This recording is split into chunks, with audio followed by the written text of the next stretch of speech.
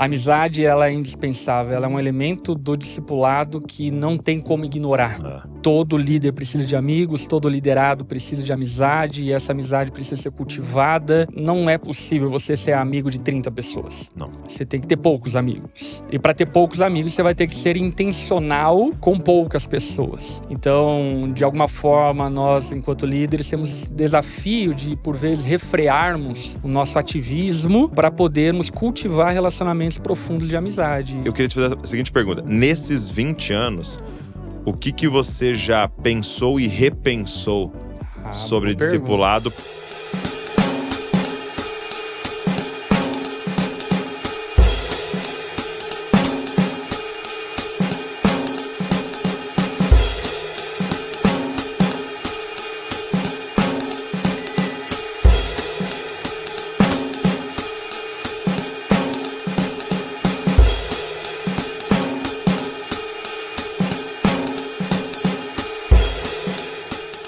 Fala galera, Dizascope, Douglas Gonçalves por aqui para mais um Dizascope Podcast. Essa mesa abençoada de unidade, de testemunho, de conversa que tanto nos abençoa, e é muito bom ter você aqui. Toda segunda-feira, 10 da manhã, nós estamos aqui. E obrigado por você que está acompanhando, nos ouvindo, assistindo, você que está aí na academia, você que está lavando sua louça, arrumando sua casa, preparando lanche para as crianças, dirigindo no trânsito aí. E nós estamos aqui com o objetivo, deixar você mais parecido com Jesus, e não vai ser diferente hoje. Estou aqui com o meu convidado, que não é a primeira vez nessa mesa aqui, já é quase dono do canal aqui da Dizascope, e a gente vai ter uma conversa muito boa aqui. Ó, antes, eu quero te fazer uma indicação de um livro que nós estamos lançando aqui. Eu escrevi um livro junto com o Fábio e com a Dani Bravo, chamado Igreja Não é Empresa. Igreja não é empresa, um chamado à essência relacional do corpo de Cristo. Então nós vamos fundos aqui no que a Bíblia fala sobre igreja, e com esses anos de experiência do Fábio e da Dani Bravo, com plantação de igreja, com pastoreio de igreja e a nossa experiência com a família Dizascope, queremos compartilhar com você qual que é a natureza, qual é o propósito, qual é a direção que o Senhor nos colocou como igreja. Eu tenho certeza que vai abençoar muito você, a ponto de você pegar esse material e querer ler com a sua galera, a galera que está ao seu redor, pra gente de verdade viver igreja. Então vou deixar o link aqui para você poder pedir o seu e depois dar um feedback para nós, o que o Senhor ministrou ao seu coração a partir desse material. Beleza? Então vamos embora para o podcast de hoje.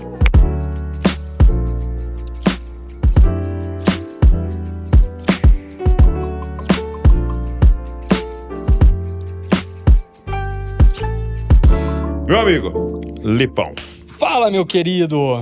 Obrigado. Tudo bom, Douglas? Que isso, cara. Obrigado É um prazer. Por você ter organizado aí pra estar aqui comigo. É um prazer. Na verdade, a gente já estava tentando combinar faz um tempo, né? Verdade. E é maravilhoso, cara. Eu amo você, amo a Val, as crianças, amo essa casa, tudo que vocês carregam. E é maravilhoso sermos amigos. Amém. Obrigado mesmo. Aliás, trouxe presente pra você. Eita, já vou dar logo de cara. Né, você já dá o presente para os próximos convidados se inspirarem, né? Primeiro é o livro que eu lancei e você fez o prefácio. E eu não te dei ainda, exato. Cara. Chamado então, tá Amigos. Amigos, exatamente. Que demais. Esse livro... E, na verdade, esse livro, eu lancei aqui, ele ali em dezembro. Eu não sei se você já teve essa experiência. Que é tipo assim... Sabe quando um livro não é comercial? É tipo, eu quero lançar porque eu quero registrar o que Deus está falando comigo na história. Exato. E esse é o livro. Ótimo. Eu estava numa jornada muito exaustiva ali de viagem e tal e tudo mais. E aí, durante os vários voos, eu fui escrevendo o livro que é baseado em João Batista, a ideia de ser amigo do noivo, e aí fazendo como que um convite para a nossa geração a ser amigo do noivo como João Batista, né? Você prefaciou e ficou um livro muito legal. Tenho recebido feedbacks muito legais, e se você também quiser ter o seu aí, entra lá no meu perfil. Muito bom. Vou deixar o link aqui também na descrição para você pedir. E eu acho que eu vejo aqui o número de páginas, 120, é o número ideal hoje para o brasileiro, né? Sim. Nós estamos ainda em... o crente é o que mais lê no Brasil, mas ainda está engatinhando, né? Então é aquele livro que não é um livreto, mas também não te assusta. Então é um número legal. Inclusive, ele é o 7º livro que eu escrevi. Legal. dos 7 livros, 2 foram nessa pegada, que é o Existe Mais e o Amigos. Os outros são bem doutrinários, assim, por tanto a minha mãe leu esse livro, ela falou, amei ler, porque os outros falam muita teologia, doutrina, tal, sei o quê. E aí esse livro, Existe Mais, fala muito mais sobre coração, sobre arrependimento, enfim, bem legal, e creio que vai ser bênção. Inclusive é um livro bem legal para fazer um devocional, assim, pegar os capítulos, ler diariamente um, e eu creio que vai ser poderoso para quem puder ler. E o segundo presente é uma camiseta da Onda. Aí sim. Se eu estou em casa aqui, você sempre está em casa na Onda. Exato. E essa camiseta ficou bem legal. Nossa, ficou linda. Aonde a gente... onda e ponto final, né? Onda e ponto final, exatamente. E aí tá a declaração de missão ali atrás, ser e fazer discípulos para transformar o mundo. Muito legal. Para você guardar de recordação. Uma primeira pergunta que eu queria te fazer, até nesse gancho do livro, eu sei que você escreveu sobre a amizade, ser um amigo do noivo, né? Mas eu queria te fazer uma pergunta sobre essa amizade horizontal, né? Qual que é a importância, né? Porque eu escrevi no prefácio, eu lembro, né? No início, assim, talvez uma das palavras mais vaziadas no nosso tempo foi essa, amigo, né? Porque com essa nomenclatura usada na internet, a gente esvaziou ela, né? Porque, pô, quantos amigos você tem lá no Facebook? Quantos amigos você tem? Eu tenho 1.200 amigos. Tipo assim, né? Então a gente deu uma esvaziada no que significa ser amigo, né? Qual que é a importância de amigos na vida de uma pessoa, né? Caraca, já começou assim? Vamos começar assim? Eu acho que toda, cara, porque na verdade a palavra amigo, inclusive ela vem de uma palavra grega que é amicus, e essa palavra ela vem da ideia de amare. Os amigos são aqueles que se amam. Então, amizade, na verdade, nada mais é do que um relacionamento de amor, de afeto, e nós fomos criados para ter amizade. Inclusive tem uma fala repetida por muita gente, eu concordo com essa fala, que o reino de Deus é um reino de amigos. E de fato, eu não consigo entender o reino de Deus como um lugar de relacionamentos de interesse, de network e assim por diante. Inclusive, o livro que você está lançando é maravilhoso porque, de alguma forma, ressalta esse aspecto de a igreja ser esse ambiente de amigos, esse ambiente de relacionamentos. E a amizade que é proposta na palavra de Deus, ela é uma amizade recíproca, onde eu amo e sou amado, onde eu sirvo e sou servido, onde eu abençoo, sou abençoado, onde eu perdoo e sou perdoado. E relacionamento de amizade é assim. E, de fato, eu acho que o Facebook que lançou pela primeira vez essa coisa dos amigos, né, dos friends. E eu lembro que na época, quando o Facebook lançou, eu já fiquei bastante contrariado, porque, tipo assim, é uma palavra muito pesada para se referir, assim, sabe? Na internet, amigo, porque amigo começa pelo fato de que já é bilateral, não é unilateral. Eu não tenho como ser amigo de alguém que não é meu amigo, né? Amigo é uma aliança entre dois. E eu penso que é indispensável nós recuperarmos o significado da palavra amizade, que está entrelaçado essa coisa de aliança, de compromisso, que extrapola, inclusive, interesses, conveniências e tudo mais, né? E é doido a facilidade, para mim, uma das coisas prejudiciais, né, com o Facebook, com o que veio depois, é a facilidade que eu tenho de romper, né? Então, se você postou um negócio que eu não gostei, eu posso ir lá e desamigar completamente, você. Completamente. Então, aí parece que isso vai se importando para nossa vida real, né? Parece que ficou fácil, tipo, não, meu amigo não é mais meu amigo, né? Eu vi o Simon Sinek, que é um cara que eu gosto muito, fala de business e negócios e tal, de liderança, e aí ele começou a estudar sobre amigo agora, nessa recente, que eu acho que ele vai lançar um livro sobre amizade, né? E ele falou um negócio que eu nunca tinha parado pra pensar, ele falou, a gente perdeu a noção de quão vital são amigos.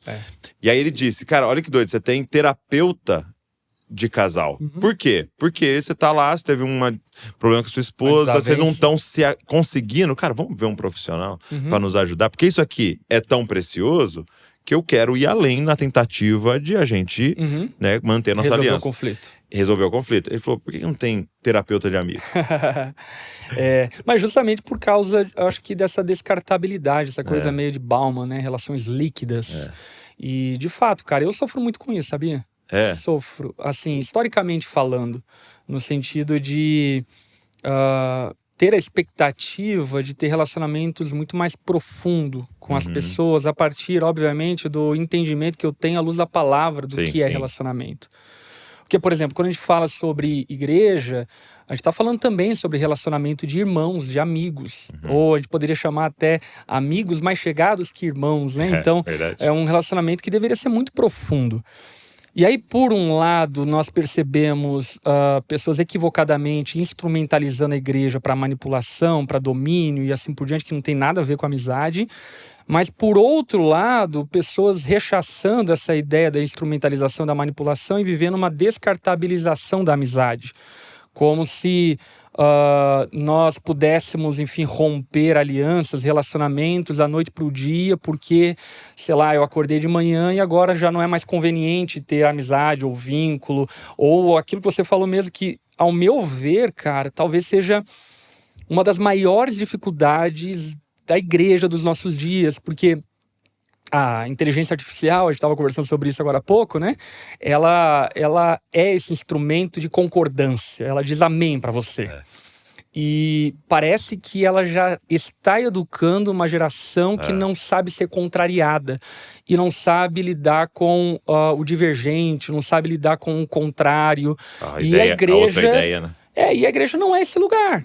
Não é esse lugar. A igreja é um lugar que você vai lidar com a discordância, você vai lidar com o divergente, você vai lidar com aquele que pensa diferente, com aquele que te machuca. Você também machuca, é perdoado e perdoa e assim por diante. E às vezes eu percebo que as pessoas elas estão procurando um ambiente meio que casa de espelhos, sabe? Eu vou participar da comunhão na medida em que eu olho para o espelho e vejo pessoas iguais a mim. Ou uma câmara de eco, né, onde eu estou procurando pessoas que apenas ecoam aquilo que eu já penso. E isso, inclusive, empobrece o debate, tira a riqueza da edificação da igreja, porque a igreja precisa ser esse lugar plural. Esse lugar, obviamente, que de modo respeitoso e assim por diante, a gente lida com as diferenças e assim por diante.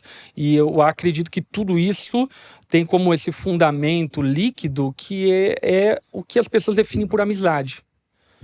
Esse tempo que a gente está vivendo é loucura, porque é serrar um galho que você tá em cima, né? Porque é isso, a gente tá falando, amizade é vital. Até uma vez eu vi o Paulo Borges falando que um amigo pode salvar o casamento, seu casamento. Sim. E aí ele dizendo, por quê? Porque muitas vezes a única relação profunda que a pessoa tem é com a esposa ou é com o marido, e toda a sua carga é depositada só para um. Muito bom. E aí ele dizendo, quando você tem um amigo, quando a esposa tem uma amiga, e aí é quase que compartilhado junto ali de tipo, cara, tá doendo. Sabe que isso, no meu casamento, eu provei muito disso. Eu era e sou, enfim, uma pessoa bem resolvida emocionalmente. A Lari entrou no casamento cheio de marcas emocionais que precisaram ser tratadas. E eu lembro que ela tinha uma carência muito exagerada que colocava sobre mim uma expectativa de suprir coisas que eu não conseguiria suprir. Uma, porque eu não tinha interesse por aquelas coisas que ela tinha interesse. Que bom. E outra porque ela tinha uma necessidade de amizade. E eu lembro que várias discussões no início do casamento, por incrível que pareça, a minha postura e o meu pedido para ela é: você precisa ter amigas.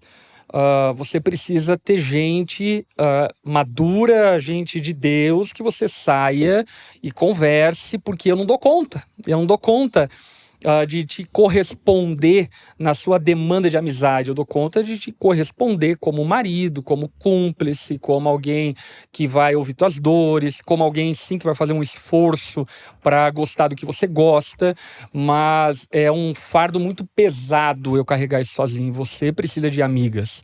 E eu acho que isso é pontual porque eu percebo muitos casais, quando casam, eles vivem essa coisa do tipo...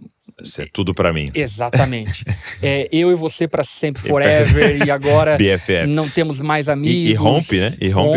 E não é nem um romper direto, tipo assim, nós não somos mais amigos. Mas tudo que não é alimentado vai morrer, né? Isso. E aí não sai mais, não vai mais, não participa mais das atividades, fica ali. E eu penso, óbvio, né? Por exemplo, se tratando da esposa, eu acho sim que a esposa deve ter o cuidado de quem são os amigos do teu marido. Sim, e o marido de igual maneira em relação à esposa. Não como uma forma de tutela, de manipulação, mas como uma forma de zelo e cuidado pela esposa e pelo marido. Agora, eu sou totalmente contrário à ideia que as esposas têm, por vezes, de querer manipular o seu marido a não ter nenhum tipo de relacionamento de amizade. Porque o que elas não percebem é que elas estão armando marapuca contra elas mesmas. Isso. E vice-versa. O marido que tenta monopolizar a amizade, os afetos, as conversas da esposa para com ele está armando uma bomba que vai estourar em uma doença mental, vai estourar em depressão, vai estourar em uma série de outras coisas. E aí, falando sobre igreja, né? E eu gosto sempre de conversando com você, falar um pouquinho sobre liderança, eu tenho visto que muitas das coisas ruins, escândalos que a gente está vendo acontecer, tem uma raiz que eram líderes sem amigos. Isso. E principalmente amigos na igreja local, né? Porque assim, nós temos uma amizade, mas de fato eu não estou em Joinville. Então se você pisar na bola com alguma coisa, eu não estou vendo. Eu só lido com o que você conta pra mim, você só lida com o que eu conto pra você, né? Então é importante pessoas da sua localidade que estão convivendo com você, né? E eu percebo isso em Jesus, né? Ele... O que era o discipulado? Era, no final, formar um grupo de amigos. Né? Eu não chamo mais vocês de servos, né? É isso aí. Chamo vocês de amigos. E eu vejo muito isso em Paulo, porque me choca muito aquele texto de Atos, né? Que ele tá com os presbíteros de Éfeso, se eu não me engano, e aí ele vai entrar no navio, né? Para ir para Roma. Choram e tal. Cara, eles choram. Entendeu? Choram, e a impressão do texto, assim, de chorar alto, chorar feio, né? E às vezes eu fico fazendo essa pergunta, né? Se alguém do seu time ministerial vai sair, se haveria esse choro, ou fala, puxa, que pena, vai com Deus, né? Então, o que me mostra é que havia um nível de afeto e amizade que vai para além de, você prega bem, você cuida do financeiro, você cuida do voluntários, né? Que era tipo, cara, estamos vivendo família aqui mesmo, né? Sim. E eu vejo como isso é importante para uma igreja local, né? Demais, é um grande desafio, porque eu acho que você bem disse, o discipulado, ele deve em algum momento transicionar para a amizade. Inclusive, como igreja, nós temos o discipulado como um dos pilares da nossa vida comum como igreja, desde sempre. E um dos pilares que compõem o discipulado são 3, mas os 3 pilares são ensino, prestação de contas, que é transparência, uma vida de transparência, e amizade. São os 3 pilares do discipulado, ou seja, nós entendemos que uma relação de discipulado deve conter amizade, ensino e transparência, uma vida aberta um para o outro. E nós entendemos isso à luz da Bíblia porque, de fato, a amizade é um elemento indispensável para o discipulado. Mas, ao mesmo tempo, que é um desafio muito grande. Né? É demais. Eu digo por mim, inclusive, né? Eu estou agora com 37 anos, vivo na igreja desde sempre, como você, e é um esforço, eu diria, contra os nossos preconceitos que são construídos ao longo do tempo, de romper com uma casca de superficialidade e se envolver novamente. Porque teve uma escola antes de nós que nos ensinou que o líder solitário, ele não anda com ninguém, né? Sim, é isolado, né? É isolado. E muito desse ensino está baseado no fato de que foram muito machucados por amizades. É reativo, né? Exatamente. Então, a amizade, ela é indispensável. Ela é um elemento do discipulado que não tem como ignorar. E todo líder precisa de amigos, todo liderado precisa de amizade, e essa amizade precisa ser cultivada, e a gente deve ter, eu diria, o cuidado, que é um cuidado que, por exemplo, eu me policio em relação a isso e não acerto, porque eu sou uma pessoa bastante ativa, né? Mas assim, não é possível você ser amigo de 30 pessoas. Não.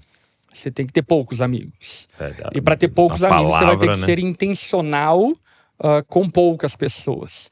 Então, de alguma forma, nós, enquanto líderes, temos esse desafio de, por vezes, refrearmos o nosso ativismo para podermos cultivar relacionamentos profundos de amizade. E eu digo isso para mim mesmo, tá? Eu não tô dando aula, não. Tô falando que eu preciso melhorar por exemplo, um desafio é que, ao selecionar você como líder, eu como líder, ao selecionar, cara, eu vou mais fundo na amizade com esses aqui, é automaticamente frustração com quem você não escolheu. Exatamente. E aí eu percebo que você fica, às vezes, nessa tensão de não frustrar, então eu não aprofundo com ninguém. Né? E os anos vão passando, e quando você vê, você lidera, ensina e tá superficial. Eu até brinco assim, né? O primeiro a não ser membro da igreja, muitas vezes, é o pastor. Assim, você já fez seu cursinho de membro e assinou a carta lá pra virar membro da sua própria igreja? Porque você vai criando essa proteção, né? E muitas vezes essa boa intenção de eu não quero frustrar, também não quero. Eu vou na casa desse aqui, aquele ele vai falar, pô, você não veio na minha, e tal, então eu já não vou na de ninguém e tal, né? Então E também até entender a esfera, né, de relacionamentos que o pastor está inserido. Porque assim, quando, por exemplo, eu olho para o discipulado de Jesus com os discípulos, eu percebo, obviamente, a amizade, eu percebo a vulnerabilidade, a transparência, mas ao mesmo tempo eu não percebo que os discípulos recebiam todo o afeto, tudo que Jesus tinha de carga sobre eles, porque Jesus tinha uma outra camada de relacionamento que era com o Pai. E eu acho que isso obviamente diz respeito ao fato de líderes necessitarem ter relacionamento com Deus, mas também necessitar ter relacionamento com iguais, no sentido de pessoas que estão na mesma alçada de liderança para compartilhar, inclusive, das mesmas dores, desafios e tudo mais. Com certeza, vão entender, né? Muito bom. Eu creio que tem vários tipos de amizades, né? E aí você falou de discipulado, né? Que era a minha segunda pergunta. Você já está há muitos anos envolvido com a igreja. A Onda tem quanto tempo? Ela vai fazer 20 anos enquanto movimento agora em fevereiro do próximo ano. Tá. Então, 20 anos. E você falou, isso é um pilar. Então, desde que eu te conheço, tem fotinha.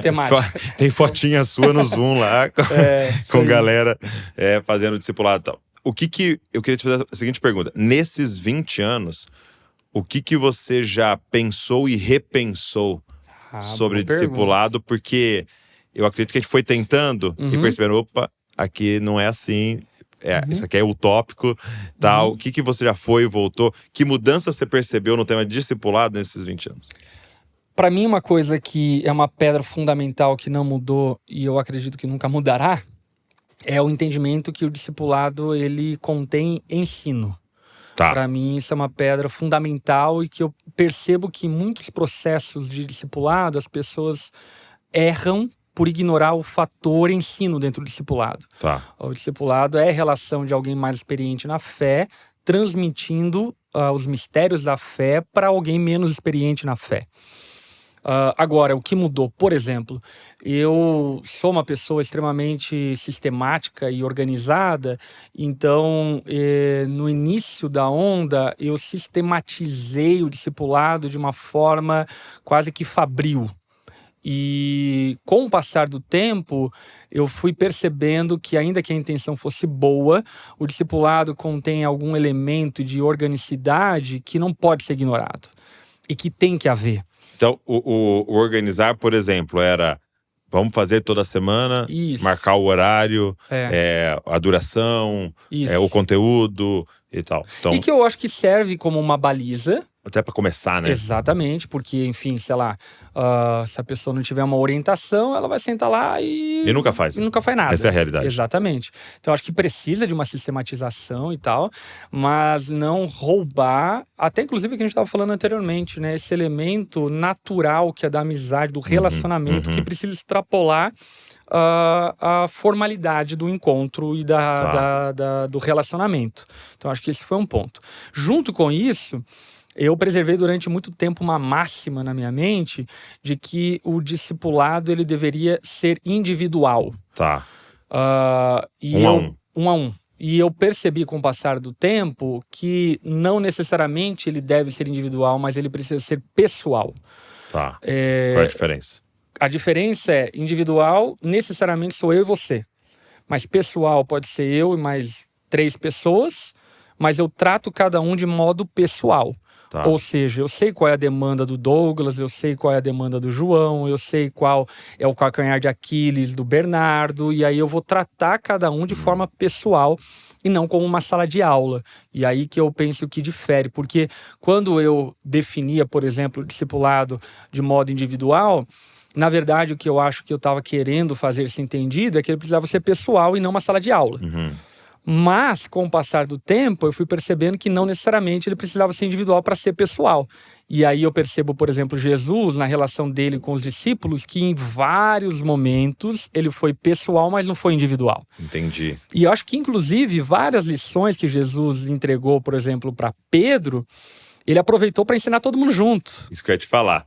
Eu percebia isso, tipo assim, porque tem eu discipular o Lipão e tem o... e aí serve pra você, mas tem também alguém que pode estar assistindo e vendo como eu discipulei o Lipão. Exatamente. Então tem essas duas dinâmicas, né? Que às vezes é desperdiçado se tá sozinho os dois, né? Exatamente. Eu acho que são várias linhas que se cruzam, né? Num relacionamento de discipulados. Então, isso tem mudado bastante, assim, a minha forma de aplicar o discipulado. Uma outra coisa que eu também tenho pensado muito... Mas antes de falar, aí então na prática, vocês têm feito em grupo? Sim, na prática sim. Inclusive... Quando você falou GD, é grupo de discipulado? Porque assim, anteriormente, por exemplo, na Onda, nós tínhamos o GP, que era grupo pequeno, célula, enfim, e o discipulado como uma coisa separada da outra. E a partir desses entendimentos que Deus tem nos dado como conselho e tudo mais, nós percebemos que o próprio encontro de GD, de GP, deveria ser um encontro de discípulos, de gente que está interessada em desenvolver sua fé, amadurecer em Cristo e assim por diante. E a ótica do líder não podia ser uma ótica de tipo assim, são meramente pessoas. Não, são discípulos. Eu estou formando discípulos. E a partir disso, então, nós transicionamos o nome de GP para GD. E aí aquele encontro que era só um grupo de pessoas passou a se tornar, então, o encontro de discípulos, o grupo de discípulos. Que legal. E isso tem mexido bastante com a nossa igreja, porque não foi só uma mudança de nomenclatura. A partir disso, a gente mudou tanto o entendimento, quanto a gente tem mudado também a prática. Por exemplo, hoje, dentro da Onda, anteriormente nós seguimos o rito mais comum das igrejas quando se fala de grupo caseiro, enfim, que é estudar o que foi pregado ou o que será pregado, enfim. E agora não, a gente está confeccionando materiais anuais de discipulado que são usados no grupo de discípulos. Tema específico pro grupo. Com tema específico e, assim, não estou dizendo que é superficial, mas não tão superficial do que comentar o que foi pregado. Algo muito mais profundo e formativo, de fato ensinar aos discípulos a serem parecidos com Jesus à luz da palavra. Então, por exemplo, esse ano, a gente está usando o material Caráter Cristão. Então, são 52 semanas que os nossos centenas de grupos estão aprendendo o caráter cristão a partir da palavra de Deus sistematizado nesse material de discipulado em grupo. Muito legal. Tá, então você percebeu que deve ser pessoal e não necessariamente individual. O que mais? Você falou que ia falar outro? Outra coisa, acho que é o fluxo do próprio andamento da nossa igreja. Porque assim, nós iniciamos a Onda em 2007 como um movimento de jovens e transicionamos a Onda para uma igreja em 2015. E a partir dali, então, vamos agora servir todas as gerações, como qualquer igreja deve fazer. E a partir disso, naturalmente, começaram a vir muitas famílias para a Onda. E a Onda hoje ela é formada majoritariamente de famílias adultos, de pessoas entre 35 a 45 anos, é a fatia de maior número dentro da Onda. Aí a segunda é a partir de 45, a terceira é abaixo de 35. Olha só. E aí, a partir disso, muita coisa que para nós era quase que sagrado, porque de alguma forma a gente trabalhava com jovens, a gente começou a perceber que na realidade da família é diferente. A gente deve ter uma outra abordagem, outra conotação, porque os desafios da família é diferente, os desafios de um pai e de uma mãe é diferente. Então a gente tem que, por exemplo, capacitar os pais para discipularem os filhos. Nós precisamos ter mais mabialidade no sentido de agenda, para que todo mundo esteja envolvido em discipulado, mas não tenha que, de alguma forma, se encaixar numa agenda muito restrita, mas que tenha uma agenda mais flexível e assim por diante. Então, eu acho que esse elemento orgânico é algo que nós, como igreja, temos entendido bastante nesses dias. Muito bom, muito bom. E é legal, é necessário ir fazendo essa leitura e releitura o tempo inteiro. Demais. Né, da igreja, né? Então, acontece fato parecido com a gente aqui de começar como um movimento de jovens, que é uma igreja de jovens e que não é mais. Mas quando você vê, você continua fazendo louvor e adoração, o tempo do culto, a estética toda, para um grupo que não tá mais ali, né? Isso aí. Um grupo que já tá com a entrada aqui. já tá fazendo... Tá com dor nas costas, fazendo implante de cabelo. O meu tá crescendo. Olha aí, maravilhoso. Então, mas é isso, essa releitura. E aí, a partir disso, essa releitura do discipulado, porque essas coisas são, eu vejo assim que a doutrina, o evangelho, né, isso não muda, isso é a mesma coisa. Agora, uma coisa que é bem aberta na Bíblia é a eclesiologia, né? Ela é aberta, não tem lá assim, reúna de domingo às 10 da manhã. Exatamente. Entendeu? É aberto, você percebe. Por quê? Porque, cara, tem muito a ver com a cidade, tem muito a ver com o tempo, tem muito a ver com o público. E eu concordo muito, cara, com o Rick Warren a respeito da visão dele. E, óbvio, ele como um bom americano, né, sistematiza tudo e tal, enfim. Mas eu concordo com a ideia dele de haver esses 5 elementos que formam uma igreja saudável, que basicamente é adoração, comunhão, ensino, evangelismo e serviço. E são 5 elementos, de fato, que você olha para a palavra de Deus e encontra como sendo vital na vida da igreja. Então, adoração, comunhão, serviço, ensino e comunhão. É evangelismo. Evangelismo, exatamente. E, inclusive, para nós, esses 5 propósitos, eles servem como um parâmetro. Legal. Não de uma maneira tão sistemática como ele propõe, mas como um parâmetro de estamos sendo uma igreja saudável. Entendi. Porque se a gente tiver muito como ensino, estamos na adoração. Exatamente. Como estamos no ensino. É muito legal isso. Inclusive, para quem é pastor, líder aqui, fica uma dica. Eu faço isso com os pastores. Essa tarefa aí. De 1 a 10. A gente faz uma média da igreja e vemos os pontos fracos de cada uma das igrejas. Hoje somos 28 igrejas. Então, volta e meia em alguns encontros, a gente conversa sobre isso. Evangelismo, como que tá, né, esse movimento da igreja em relação ao perdido, em relação à recepção de quem tem chego e assim por diante. Uma nota 7, uma nota 5, enfim. A adoração, os cultos são vibrantes, o povo é generoso, as pessoas vêm para adorar a Deus ou para entreter religiosamente, enfim, qual é a nota? E dessa forma a gente consegue meio que mapear as áreas que precisam ser percebidas e de alguma forma atendidas de forma mais urgente, né? A gente aqui trabalha a gente usa o Atos 2,42, aí com 4, né? Porque eles perseveraram a doutrina dos apóstolos, então é ensino, é doutrina, é o evangelho, é Bíblia. Eles perseveravam na comunhão, né? Então, comunhão. Eles perseveravam no partir do pão, e aí a gente colocou como serviço, né? E aí o pão físico servia a cidade com justiça, e o pão espiritual de evangelismo, né? E eles perseveravam nas orações, né? Aí entra a adoração, essa parte devocional, assim, né? Então, basicamente, é isso daí. A mesma ideia. E eu acho que isso é bem importante, cara, porque eu não sei se você percebe, enfim, tendo vários amigos pastores, igrejas e tudo mais, eu percebo que por vezes as igrejas fazem um movimento meio, que eu entendo, mas perigoso. Porque é um movimento meio tipo assim, só vamos orar. Ou só vamos ensinar. Ou só vamos adorar.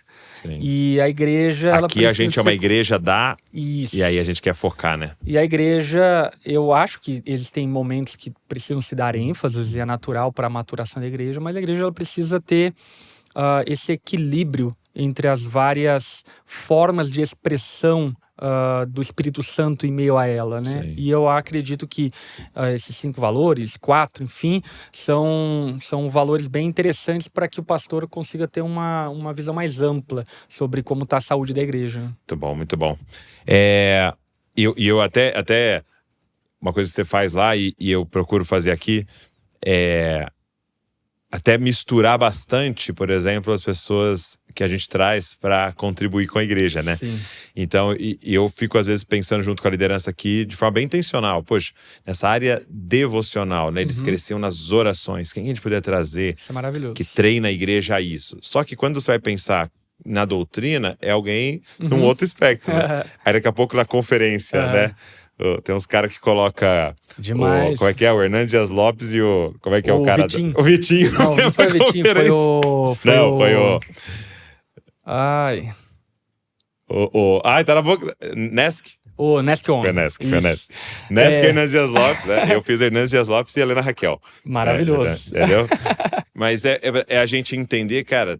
Tem várias pessoas podem contribuir para o corpo de Cristo e vão ser ênfases diferentes. Essa multiplicidade é maravilhosa, cara. E até pensando nessa coisa do discipulado, uma coisa que tem chamado muito a minha atenção e é uma dor, é que Deus está fazendo uma coisa no Brasil. Tá. Que eu acho que não é sobre o quanto nós temos sido fiéis, mas é o quanto ele é generoso Ele e é bom. gracioso. Exatamente. E com isso, obviamente, que eu não tô necessariamente ofendendo a igreja. Eu acho que tem muita gente fiel e tudo mais, mas é graça de Deus. Mas a gente erra bastante. Né? A gente erra muito.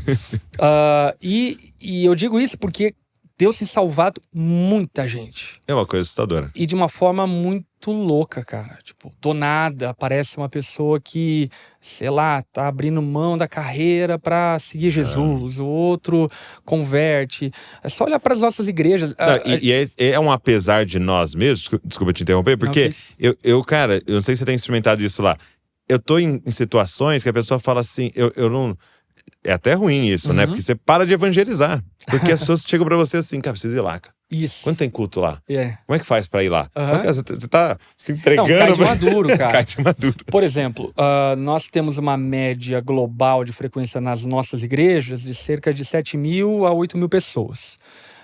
No ano passado, nós recebemos cerca de 6.000 visitantes pela primeira vez.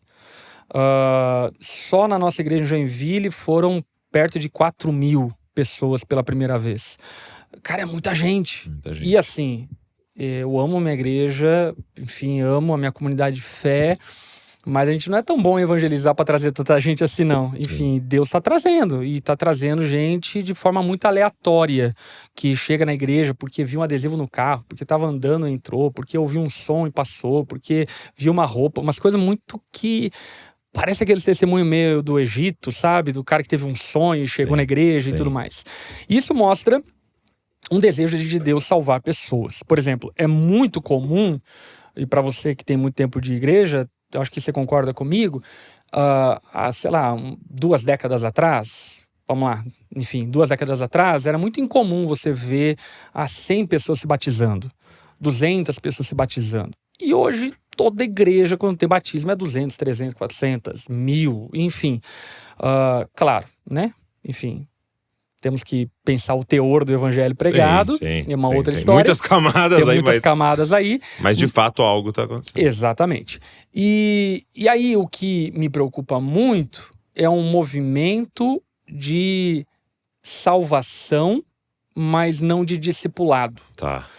E aí eu penso que existe um berçário permanente na fé cristã, sabe? Sim. Uma coisa do tipo assim, o cara converte, mas ele não entra em uma jornada de maturação, de conhecimento do Senhor, e aí ele vira audiência gospel.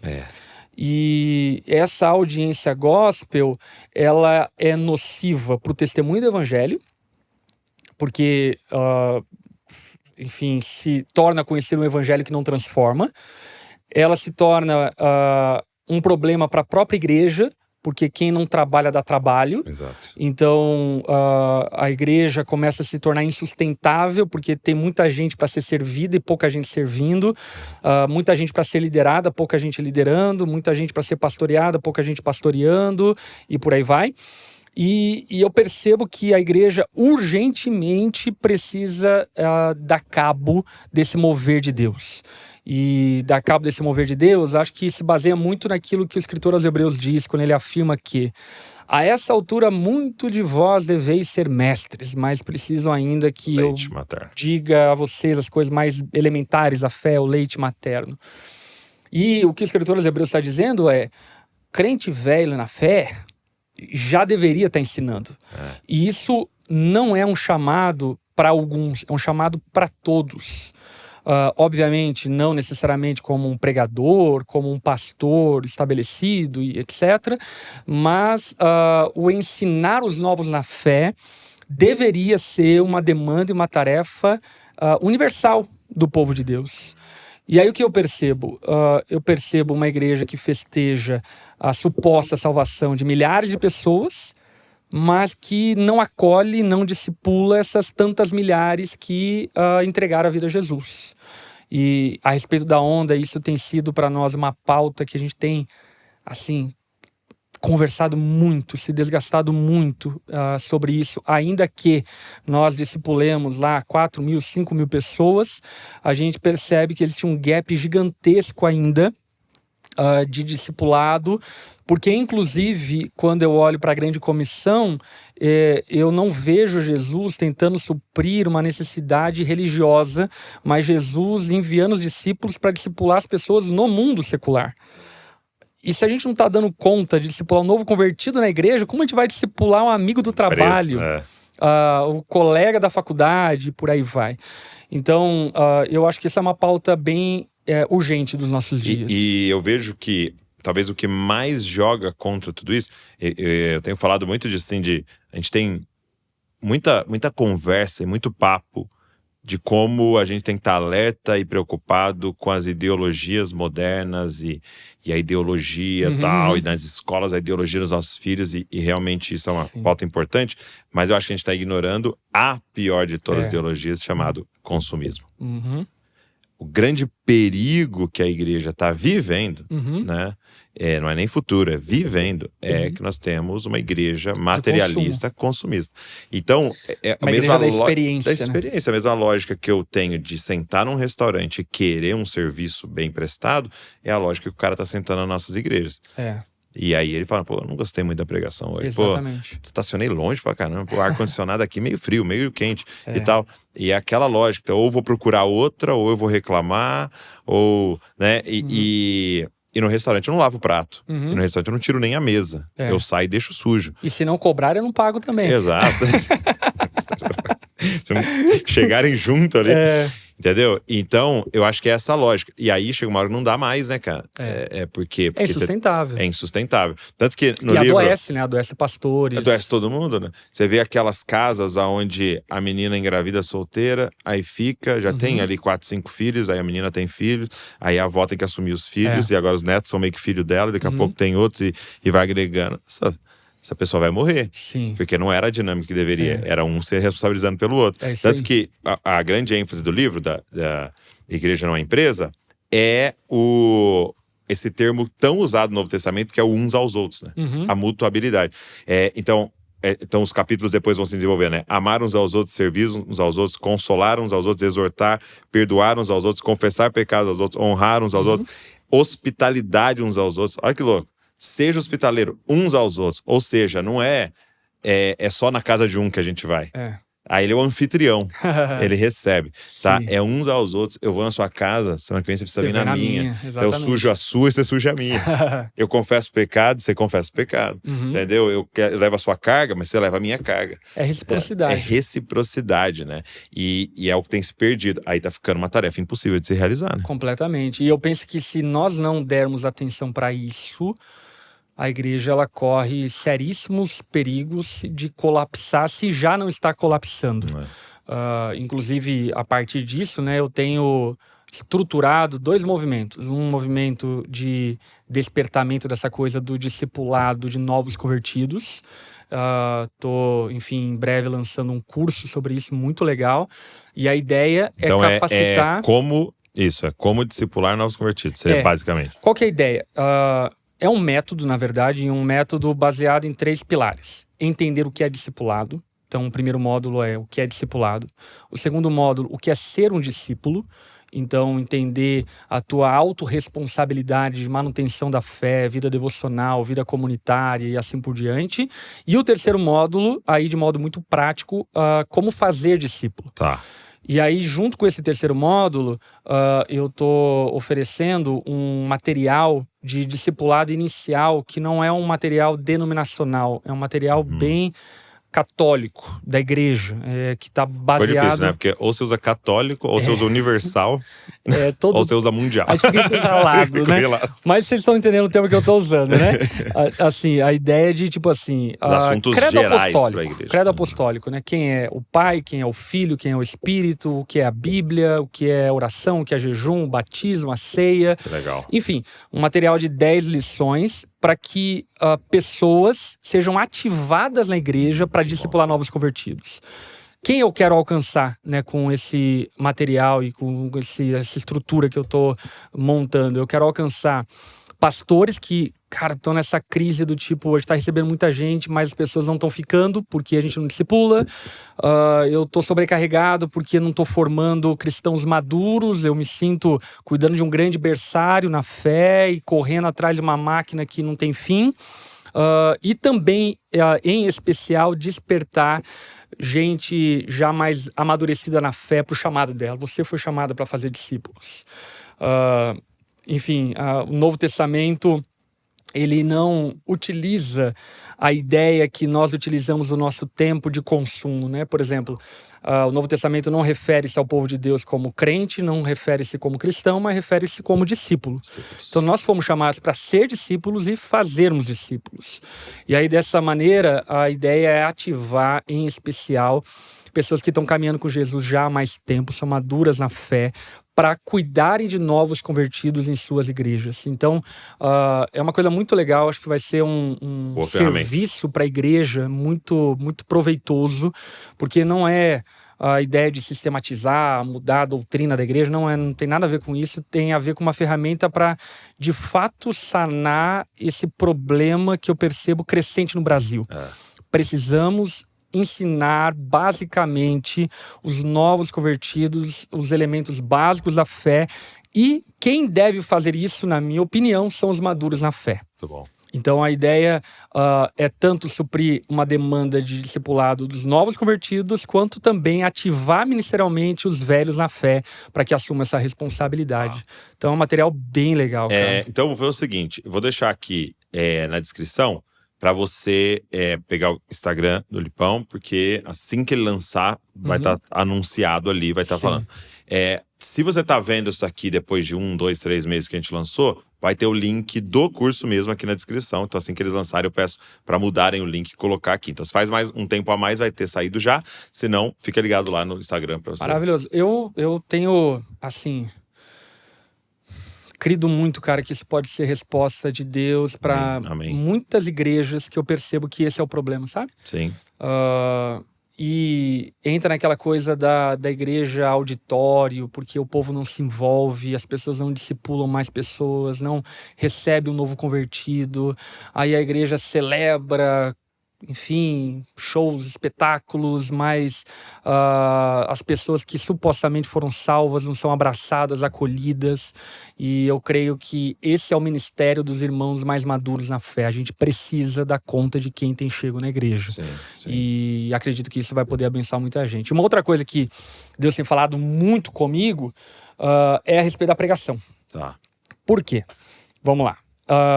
Eu sou um fã da pregação expositiva, não necessariamente do molde, vamos lá, como eu posso dizer? Escolha, meça as suas palavras. Eu não vou uma briga aqui na internet. Não vou uma briga aqui, não. Mas do modo... filma só ele agora, tá? Mas do modo, vamos lá, clássico da ideia da pregação expositiva, porque eu percebo que muitos usam a ideia da pregação expositiva de modo muito vanglorioso. Tá. E pouco como uma ferramenta de serviço. O que eu estou dizendo é, o chamado de Paulo a Timóteo como pastor da igreja em Éfeso é: pregue a palavra. Sim. Eu creio de verdade que todo pastor tem uma obrigação: pregar a palavra. E somente a palavra. Somente a palavra. A autoridade do pastor não está sob o pastor, está sob a palavra que ele prega. E a palavra que ele prega só tem autoridade se for palavra de Deus. Exato. E só é palavra de Deus se for palavra de Deus. Então, eu acredito muito que nós precisamos ter uma visão mais esclarecida a respeito do que é uma pregação expositiva. Bom.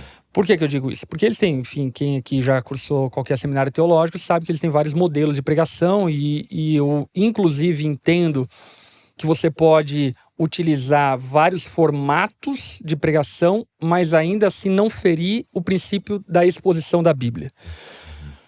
Como assim? Por exemplo, o princípio da exposição da Bíblia nada mais é do que você não ignorar o que o texto quer dizer que você está citando.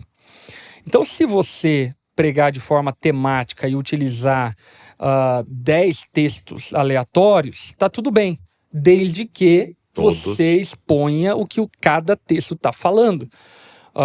Então, eu não sou, digamos assim, preso nessa ideia de que, não, tem que começar lá o evangelho e pregar até o final, assim por diante. Mas eu sou convencido pelo poder que existe em pregar a palavra. Um dos testemunhos mais comuns que nós recebemos na nossa igreja, e isso eu não uso como forma de vanglória de maneira nenhuma, mas é o quanto as pessoas, elas percebem que, na verdade, nunca ouviram a palavra. Elas ouviram versículos. Isso é muito forte, né? Ouviram temas, opiniões, gostos pessoais, que acharam uma justificativa na Bíblia, mas que não era a palavra que está sendo pregada. E muita gente fica chocada pelo fato de que, por exemplo, nós temos a prática de abrir a palavra e pregar o que a palavra está dizendo, e aquilo ali. E é óbvio. Com isso, não ignorando o contexto, né? Como o próprio Billy Graham falou muito bem, a gente deve ter a Bíblia numa mão e o jornal na outra. Então, a pregação expositiva, ela deve ter 3 pilares, que são quais? Ler o texto, explicar o texto e aplicar o texto. Ler o texto significa e aponta para essa coisa da habilidade, da competência retórica, oratória que um pregador precisa ter. Explicar o texto diz respeito ao conhecimento exegético, hermenêutico, ao contexto do texto e assim por diante. E aplicar o texto diz respeito ao que é possível aplicar a partir desse princípio exegético, hermenêutico da interpretação do texto que eu fiz. E por que isso é tão importante? Porque a Bíblia fala muitas coisas e ela pode ser interpretada de muitas formas, mas ela não pode ser interpretada de todas. Existe um limite interpretativo da Bíblia, é o limite que o próprio texto dá. E aí, então, o pregador precisa estar dentro desse limite do próprio texto e da tradição que permite ele aplicar esse texto de uma forma tal que ele seja fiel às Escrituras. Inclusive, eu estava estudando o texto de Timóteo esses dias atrás e me deparei novamente com um texto que é muito forte. Quando Paulo fala para Timóteo pregar a palavra, ele antes está falando que Timóteo será apresentado num tribunal diante de Deus para ser julgado pelas palavras que ele havia pregado. Olha a seriedade disso, cara. Meu Deus. Quem fala em nome de Deus vai responder para o próprio Deus que aquilo que você estava falando era alinhado com aquilo que Deus falou. Eu fiquei pensando nisso enquanto você estava falando, né? Porque Jesus fala para os discípulos, ele dá ali uma procuração, né? Agora vocês podem continuar em meu nome, né? Mas precisa ser fiel ao que ele falou, né? Você chegar e falar assim, olha, o Douglas mandou aqui para dizer e tem que ser o que eu falei, né? E o poder tá nisso, né? O poder está nisso, né? Tipo, em falar a palavra. E eu creio que passa um pouco sobre isso, né? Passa um pouco sobre fé.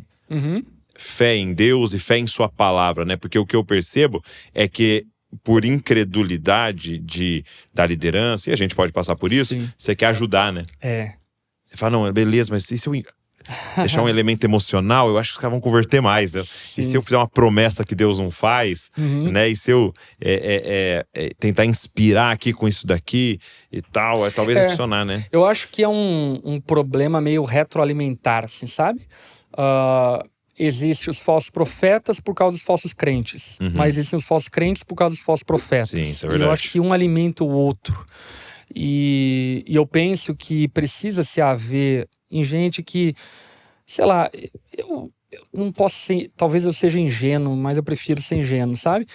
Eu acredito que, sei lá, 98% de quem começou o ministério porque quer agradar a Deus, quer ser encontrado fiel, quer ouvir no final servo bom e fiel. Mas de alguma maneira, por falta de ferramentas, instrução, referências, enfim, foi se perdendo ao longo do tempo no ministério. E nós precisamos restaurar o papel do pregador como aquele que anuncia a palavra de Deus e entendendo que a palavra de Deus, ela é tão poderosa que te permite ter aplicação para todos os tempos. E aí que eu acredito que entra a profecia. A profecia nada mais é do que a aplicação bíblica para o tempo que a gente está vivendo. É quando pegar o eterno, né? Exatamente. Quando o profeta ele pega a palavra de Deus, que é atemporal, eterna, e diz, olha, essa palavra de Deus é para esse tempo. É aqui, olha só. Está falando sobre aquilo que a gente está enfrentando como sociedade, como família, como igreja e assim por diante. E por esse motivo... que eu falei que talvez eu não seja tão clássico no que diz respeito à pregação expositiva, porque eu percebo que a pregação expositiva, muitos que abraçam, eles se tornam extremamente, eu diria, impessoais, descontextualizados e debatendo assuntos que não dizem respeito ao tempo que a gente vive. É como se foi expositivo e tá tudo certo. Exatamente. Falei o que o texto falou e é isso aí. Exatamente. E eu acredito que não, que a pregação expositiva, ela precisa ter um elemento profético. E o elemento profético da pregação do texto bíblico nada mais é do que você entender como o texto bíblico responde aos anseios do nosso tempo. Como o texto bíblico, ele responde às dores do nosso tempo. E isso vai exigir do pregador muito conhecimento bíblico para perceber aquilo que a Bíblia nos permite aplicar. Porque se ele não souber o que a Bíblia permite ele aplicar, ele vai fazer uma aplicação errada. E aí ele vai ferir o texto sagrado e a primeira consequência imediata é criar uma heresia acumulada vai criar uma seita acumulada vai criar um monte de gente que se diz cristão, mas não é. E pior de tudo, que esse pregador vai responder diante de Deus por tudo isso que ele acabou fazendo.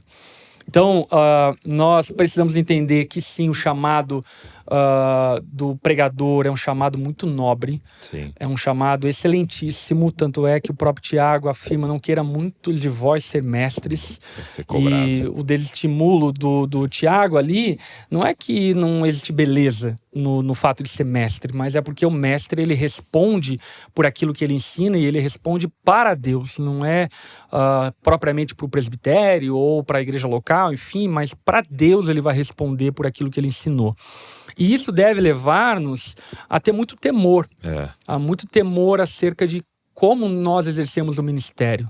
João Calvino, ele dava a entender, essa frase atribuída a ele, não foi ele propriamente que disse, mas de fato a gente pode dizer que ele pensava dessa forma, que o púlpito é o cajado do pastor.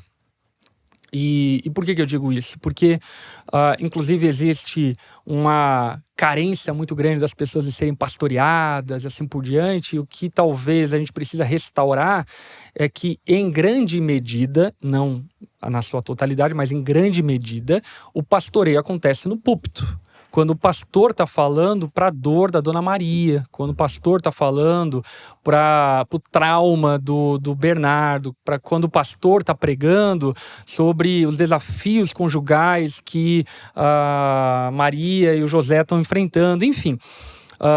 Dessa maneira, então, a gente precisa restaurar primeiro, né, a necessidade que o pastor tem de conhecer a palavra que prega e, segundo, a competência para poder ensinar. E a gente não pode ignorar isso. Porque quando Paulo vai dizer para Timóteo, pregue a palavra, Paulo está pressupondo duas coisas. Primeiro, você conhece a palavra, você sabe aquilo que você vai ensinar, e Paulo, obviamente, que se garante nisso pelo fato de que ele mesmo transmitiu para Timóteo o ensino da palavra. E segundo, Timóteo, você precisa ser apto para ensinar. Então, eu acredito também que nessa onda de influenciadores, de comunicadores, de todo mundo tem pode voz. falar, tem voz, e que propriamente eu não sou contra isso, enfim, acho que isso é democrático, é legal, enfim. É bom, denunciou muita coisa, deu voz pra muita gente que era calada, né? É isso aí. Mas junto com esse movimento, eu acho que aqueles que querem ser servos fiéis do Senhor precisam mergulhar no conhecimento da palavra. E aí estão cursos como do Dizascope, de teologia, a própria Onda tem várias ferramentas de teologia que você pode mergulhar, estudar e tudo mais. E a habilidade como pregador, que é uma ferramenta pastoral que não pode ser descartada, né? Inclusive...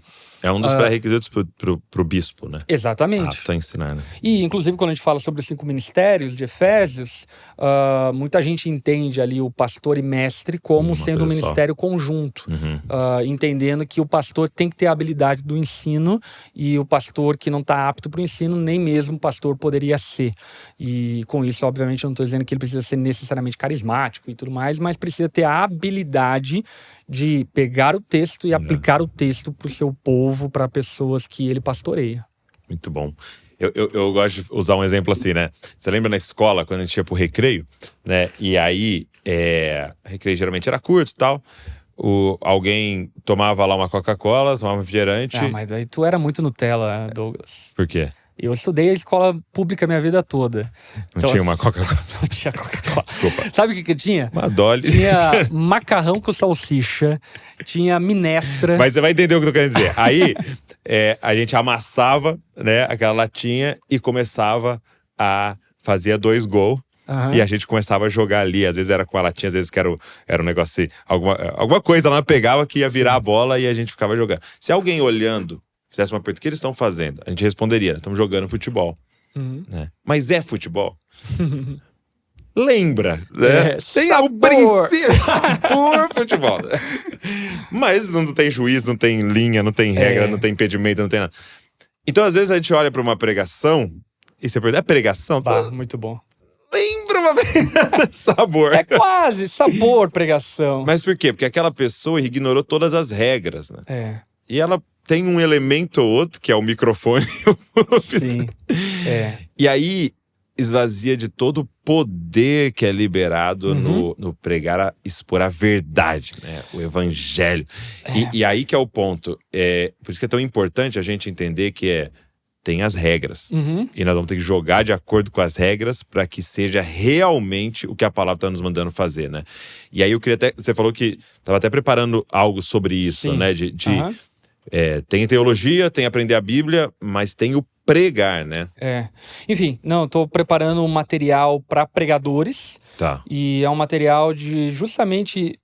Enfim, esse último ano, eu tirei o ano para refletir muito e pensar muito a respeito do que está acontecendo com a igreja, o que Deus está fazendo, quais são as demandas, necessidades, dores. E, obviamente, no pastoreio da igreja ao qual eu pastoreio, também essas percepções. E isso me apontou para essas 2 demandas que, de alguma forma, eu posso cooperar com a Igreja de Cristo. A primeira demanda é discipulado. Novo convertido. E isso tem sido um renovo, inclusive, na nossa igreja. Legal. Maravilhoso que a gente tem vivido. E também, segundo, essa coisa que eu não sei se você concorda comigo, mas, cara, nos últimos anos, eu tenho passado por vários sentimentos pecaminosos, sim, Ok. de ira e ao mesmo tempo inveja, de falar, cara, como pode, cara, ele não tá pregando a Bíblia e todo mundo tá aplaudindo, não tem nada de Bíblia, aqui não tem nada de poder de Deus, é só persuasão humana, promessa vazia. E às vezes é uma oportunidade de falar com tanta gente. Sim. E aí, ora é inveja, sim, eu confesso isso para Deus, peço perdão. E ora é uma raiva, cara. O que fizeram com aquilo que a gente chama de pregação, esse ministério que é tão sagrado para a igreja.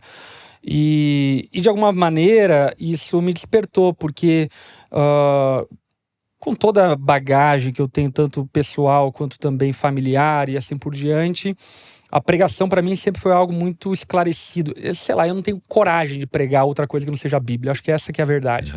É um temor, né? É um temor, e eu não sei nem mesmo se é só um temor. É um temor, óbvio, mas é uma coisa meio que eu não sei fazer outra coisa. Sim. Você foi treinado a isso. Exatamente. Por exemplo, houveram tempos onde algumas pessoas me convidaram para dar palestra para empresa e assim por diante. Cara, eu fui e preguei. Eu fiz apelo no final, enfim, estraguei tudo, entendeu? Porque eu não consigo. Ninguém prosperou naquele lugar. Exatamente. Porque eu não consigo. E eu percebo que existe um despertar de Deus, isso é muito legal, enfim, numa geração que quer pregar. Mas tem ótimas referências no Brasil, ótimas, inclusive diferenças muito ecléticas, de pessoas que pregam de formas diferentes, mas pregam a Bíblia, e eu poderia dizer pregam expositivamente, porque pregam o texto bíblico, e aqui não estou falando sobre forma, mas eu estou falando sobre a seriedade em pregar o texto bíblico. Mas ao mesmo tempo, cara, eu percebo, e isso que começou a me preocupar, pessoas a admirarem pregadores que não são pregadores. Palestrantes. São palestrantes, são oradores. E eu respeito. Tudo bem. Mas a igreja não precisa de palestrantes. A igreja precisa de pregadores. E mesmo porque quando você estava falando, né? Por exemplo, o bispo tem que ser apto a ensinar e tal. Se você pensar no contexto, tinha muito mais a ver com um cara sentado numa mesa.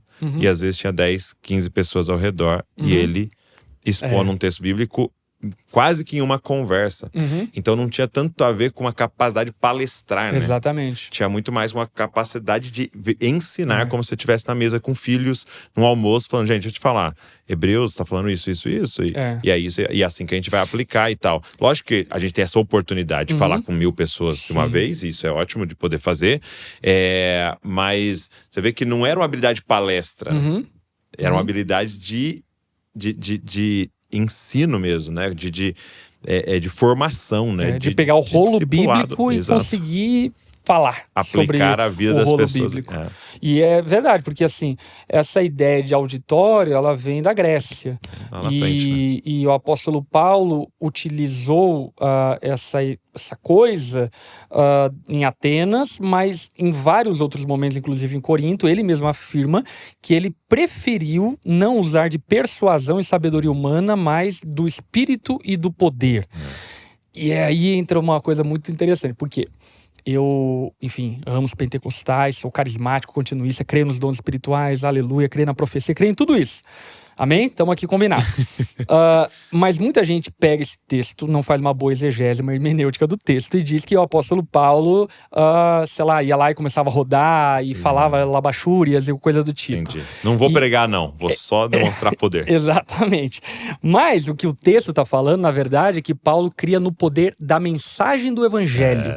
Então, quando ele fala sobre o pregar no espírito e o poder, ele está falando a palavra tem poder. Se a mensagem foi fielmente pregada, aqueles que ouvirem, eles vão ser quebrantados por essa palavra, vão se render a Jesus e vão ter suas vidas regeneradas, justificadas, vão ser adotados como filhos de Deus. Eu acho que ele estava mais falando sobre eu sei um monte de técnica de palestra que convenceria vocês, porque eu fui treinado em retórica e oratória e tal, mas estou abrindo mão para falar completamente simples, crendo que tem muito poder essas palavras. E a gente precisa crer nisso.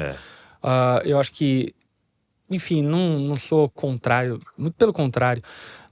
Eu acho sim que a igreja deve utilizar-se de ferramentas do seu tempo para comunicar, e eu concordo 100%. Sim. O problema é quando isso é vazio de conteúdo. Sabe o que eu vejo uma diferença no seguinte, assim, ó. Vamos fazer um evento na nossa cidade e tal, e trazer, e é claramente um evento evangelístico. E aí eu pego isso lá e tenho minhas técnicas de palestras para chamar a atenção de um cara que nem crente é. Então, às vezes eu começar falando, olha esse versículo, eu nem creio em versículo e tal, e aí no meio, e aí convidei, e ele falou, não, pô, interessante, eu vou começar a ir na igreja. O que não pode é ter isso semanalmente. O que alimenta? É como comida, né? Vamos fazer aqui a noite mexicana com taco e tal, tá tudo bem. Você faz isso todos os dias pros seus filhos, eles vão adoecer. Né? Então, eu vejo isso. Do que a gente tá falando é dessa pregação semanal que alimenta um povo, né? Precisa ser pregação, né? E aí, inclusive, em relação a isso, ainda que eu falei que eu tenho, obviamente, críticas a respeito dos vários movimentos, e tem um pouco de críticas desse brio da pregação expositiva, enfim, mas eu concordo com o fato de que é muito poderoso, por exemplo, e a gente faz isso costumeiramente na Onda, de pregarmos um livro bíblico. Por exemplo, pregar 1 Coríntios do começo até o fim. Por que é poderoso? Porque o texto vai falar várias coisas que você não escolheria falar. Ele vai falar sobre imoralidade sexual, ele vai falar sobre ofertas, ele vai falar sobre pecados na igreja, sobre disciplina na igreja, coisas que um pregador convencional, ele escolheria pregar outras coisas, porque talvez aquilo ali não é tão palatável. Então, eu acho bem interessante ter essa dose de pregação expositiva. E você tem uma coisa interessante aí, porque é outro perigo que a gente, pastor, passa, né? É de parecer que o tema que você escolheu é uma indireta. É, muito bom. Então você tá ali pregando, vamos expor o Sermão da Montanha? Vamos, vai chegar em divórcio. Sim. Entendeu? E eu não calculei qual é a data que vai chegar em divórcio. Mas infelizmente tem alguém passando por uma situação naquela semana. Mas sabe que isso acontece direto. Porque assim, a gente, na Onda, a gente organiza um ensino anual. Acho que isso é até legal as pessoas ouvindo, porque pode inspirar de alguma maneira se fizer sentido, né? Mas basicamente a gente reúne com o conselho uma vez por ano para planejar o próximo ano. Nessa reunião, em jejum, em oração, em busca por Deus, a gente define quais são os maiores pecados, lutas, dificuldades da igreja, da comunidade que a gente tem percebido e visto. E então a gente estabelece o que nós vamos pregar a partir dessas necessidades. A igreja está muito fria em relação ao evangelismo. Vamos pregar sobre evangelismo. E aí como a gente define qual é o livro bíblico? A gente define a partir do teor do livro bíblico. Atos é um livro de evangelismo, então vamos pregar Atos. E aí, obviamente, que dentro do tema Atos, vão ter vários outros textos bíblicos que vão apontar para vários outros lugares. E aí, dessa forma, a gente vai pregar no próximo ano, respondendo pastoralmente as demandas e necessidades que a gente percebe na igreja. E isso vai nos levar a não ficarmos correndo atrás do vento, do tipo assim, qual que é o texto que a gente vai pregar na semana que vem? Chama o fulano de tal que tem uma pregação porque a gente não tem. E acaba enchendo linguiça. E essa que é a verdade. A igreja, eu acho que ela precisa ser edificada. E é papel do pregador, do pastor, edificar a igreja através da pregação. E muitas vezes, quando alguém chega na sua igreja e fala assim, cara, parece que eu nunca tinha ouvido a Bíblia. Às vezes também tem a ver com é uma coxa de retalhos que foi me dado, né? Então, aqui foi falado sobre Davi, aí aqui foi falado sobre Timóteo, aí aqui na semana que vem foi falado sobre Mefibosete, aí daqui, entendeu? Agora, esse trabalho de eu falo assim, né, é como se fosse um quebra-cabeça. E, de verdade, a gente acaba dando peças para as pessoas, né? Mas tem momentos que tem que mostrar a caixa, né? É isso aí. O desenho todo é esse, né? Davi tá aqui, ó. Né? Abraão tá aqui, ó. Né? Dessa história da redenção. Então, isso é muito legal, cara. Isso é muito legal. E o povo começa a ficar apaixonado pela Bíblia, né? E vai para ela, para comer ela. E começa a edificar um ao outro. Quer ver, cara? Eu lembro da minha infância. Já não era infância, era adolescência. Ainda não convertido. Mas meu pai levava muito para pregar na igreja que ele pastoreia, a comunidade Siloé, a Edmeia Williams, missionária Edmeia Williams. E, cara, nem convertido eu era. Mas quando ela vinha, começava a pregar, ela pregava o texto bíblico, eu voltava para casa e falava, cara, eu preciso ler a Bíblia. Olha só. Por quê? Porque ela pregava a Bíblia. E parece que, sabe aquela coisa de tipo assim, você comeu uma coisa tão boa que você precisa comer de novo. Quero mais desse negócio. E olha essa coisa curiosa. Nem salvo eu era, enfim, todo torto, mas eu tinha vontade de comer a Bíblia, porque a Bíblia, ela se demonstrou muito palatável, muito poderosa. E quando eu digo palatável, não no sentido de, que gostoso, mas no sentido de, isso aqui é a verdade. Eu preciso de mais dessa verdade, sabe? E eu creio de verdade que o Brasil, primeiro, e eu acho que isso é pertinente, inclusive, em ano eleitoral. O que pode transformar uma nação é Jesus. Sim. É o Evangelho. E não nessa ideia de domínio de uma nação, de poderes, enfim, mas nessa ideia do poder transformador do Evangelho, do indivíduo que transforma famílias, que transforma sociedades, que transforma empresas, que transforma o mundo ao seu redor. E aquilo que transforma o indivíduo é a pregação do Evangelho.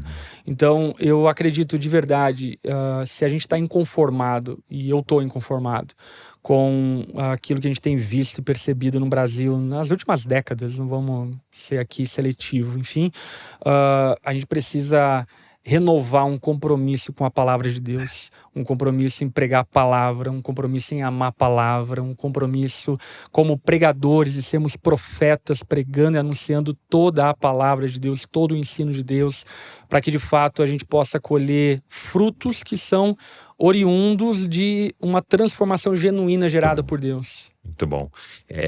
Eu creio nisso. Eu creio que tem muita coisa pra gente fazer, mas a mais poderosa de todas é a pregação do Evangelho, é pregar a palavra. E aquela coisa, né, Douglas? A palavra que deu origem à igreja. Sim.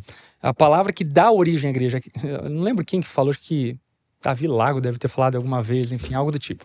Que ele disse assim, estava falando sobre o poder da palavra, pega um livro aleatório e joga numa ilha com um monte de gente aleatória e vai ler aquele livro e nada vai acontecer.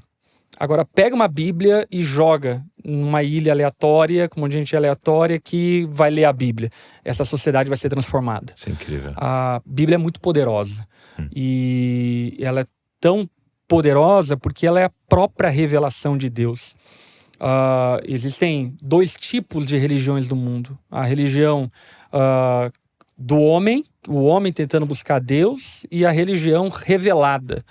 A fé cristã é a revelação de Deus, é o Deus que quis se revelar ao homem, e isso está escrito e descrito de uma forma muito fundamentada na sua palavra.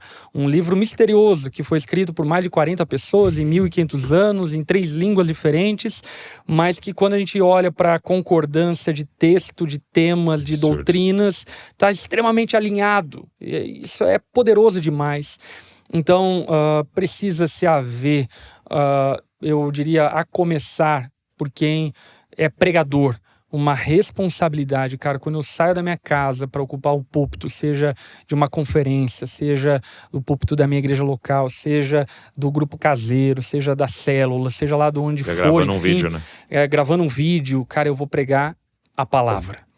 E a gente tem tanto instrumento hoje para nos ensinar, né, sobre a palavra, a gente tem que usar muito bem isso. Então, quando você terminar de preparar esse material também, mesma coisa, vai estar no Instagram. E se daqui a alguns meses estiver já disponível, a gente coloca aqui na descrição. Meu amigo. Bom demais. Obrigado. Amo você, meu querido amigo. Também amo você, sua família. E sempre sou muito abençoado. Glória a Deus. Estarmos juntos. Eu vou falar pra você o que o Carlito me ensinou a falar. Minha vida é melhor porque eu conheci você. Olha, a minha vida é melhor. Isso é uma bênção, Douglas. Uma bênção para nossa nação, uma bênção para tantas frentes que você atua. Glória a Deus pela tua vida. Amém. Amém. Obrigado por esse papo. Obrigado você que ficou com a gente, ouvindo, assistindo. E eu queria te fazer um pedido. Pega esse link, cara. Sai mandando pra uma galera aí. Muita gente pode ser abençoado por isso que a gente conversou. E se inscreve aqui no canal pra você receber tudo que a gente tá produzindo. Todos os links daquilo que a gente conversou aqui do Amigos, do Igreja Não É Empresa, dos cursos que a gente falou, vão estar aqui na descrição. Beleza? Deus abençoe você e não se esqueça, você é uma cópia de Jesus. Valeu. É isso aí, gente. Tchau, tchau. Esse ano você pode viver uma jornada conosco. Queremos construir algo a partir do que Deus tem compartilhado conosco nos últimos dias e anunciar essa mensagem ao maior número de pessoas. Por isso, em 2026, nós criamos o Passaporte Jesuscope. Com um único ingresso, você garante acesso aos 3 principais encontros do ano: Recuar de uma Voz, Lidere como Jesus e a Conferência Jesuscope. 3 conferências conectadas por uma mesma visão: formar pessoas e líderes à imagem de Jesus. Garanta agora o seu passaporte Jesuscope 2026 e receba também o acesso à Imersão João Batista, um treinamento para líderes totalmente gratuito. Tô aqui para agradecer você que está sempre aqui com a gente no podcast Jesus Copy. Eu espero que você tenha sido abençoado pelo nosso canal e eu queria te fazer um pedido. Será que você poderia se inscrever aqui no canal? A gente pega às vezes as estatísticas, a gente sempre vê que tem um grupo muito grande de pessoas que assiste, mas não é inscrito.